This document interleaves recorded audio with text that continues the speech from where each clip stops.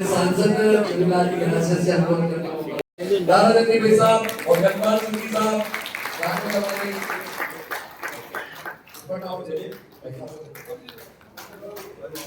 हमारे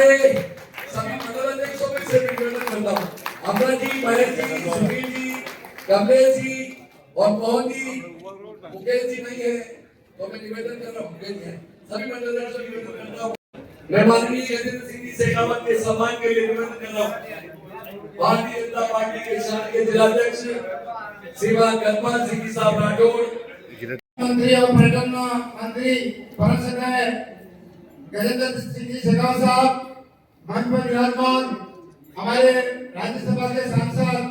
और चाहूंगा एक बार जोरदार ताली से स्वागत करें। वास्तव में आज जिनका हमको मार्गदर्शन मिलेगा आत्मनिर्भर भारत, विकसित भारत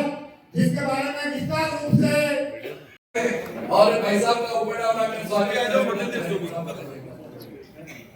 हमारे दोनों ही महामंत्री आपके गुजरात जी और पंकज जी से निवेदन करता हूँ आपके बड़ा बड़ा स्वागत करें।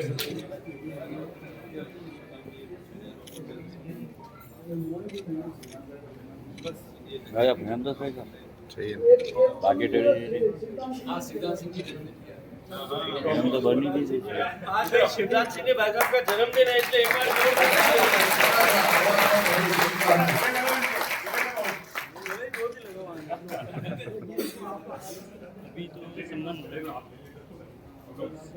सभा के इस क्रम में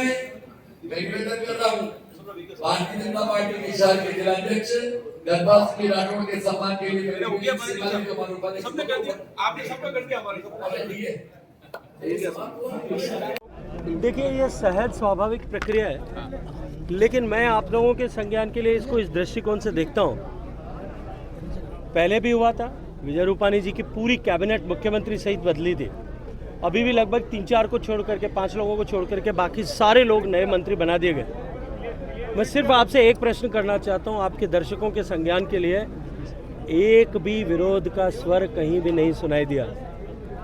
बाकी हमारी जो दूसरी पार्टियां हैं जो अपने आप को अनुशासन की पार्टी होने की और संविधान बचाने की बात करते हैं,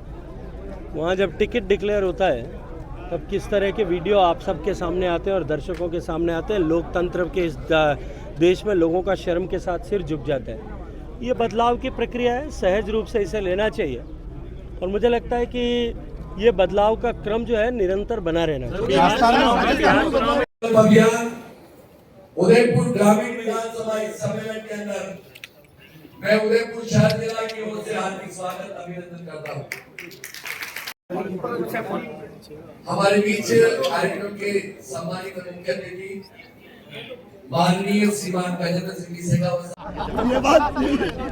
चलो बेटा बोलो, आप उनको याद कर लेते हो। याद रोज करता हूँ। सबसे पहले आत्मनिर्भर भारत को लेकर कि केरल जैसे राज्य में जो राशन कार्ड का बड़ा मामला बताया सर, क्या पूरा देखिए ऐसे केवल एक विषय नहीं, ऐसे अनेक विषय थे और आपकी स्मृति के लिए मैंने अभी कहा भी था कि देश के एक समय के प्रधानमंत्री को ये कहने के लिए मजबूर होना पड़ा था कि हम जो 100 रुपये राज सहायता के दिल्ली से भेजते हैं वो धरातल तक पहुंचते पहुंचते केवल 15 रुपये का इम्पैक्ट क्रिएट कर रहे हैं, क्योंकि शेष सब रास्ते में भ्रष्टाचार की भेंट चढ़ जाता है, लीक होता है, ड्रेन होता है। मैंने एक उदाहरण दिया था, ऐसे अनेक उदाहरण दिए जा सकते हैं। देश के प्रधानमंत्री जी ने डिजिटाइजेशन की ताकत से और भ्रष्टाचार के प्रति जीरो टॉलरेंस रखते हुए जिस तरह की व्यवस्था की, आज जो 100 रुपया पहुँचता है वो 100 ही रुपया रवाना होता है, वो 100 ही रुपया नीचे धरातल तक पहुँचता है। अंता सीट पर उपचुनाव है, भारतीय जनता पार्टी प्रचंड बहुमत से अंता का उपचुनाव जीतने वाली है। पिछले उपचुनाव के समय में भी मैंने कहा था कि भारतीय जनता पार्टी एक से अनेक होगी, क्योंकि उस समय हमारे पास एक सीट थी और मैं फिर आज कह रहा हूँ जिम्मेदारी से, बीजेपी प्रचंड बहुमत के साथ में जीतेगी। डबल इंजन की सरकार की ताकत, माननीय भजन लाल जी के नेतृत्व में काम करने वाली सरकार ने पिछले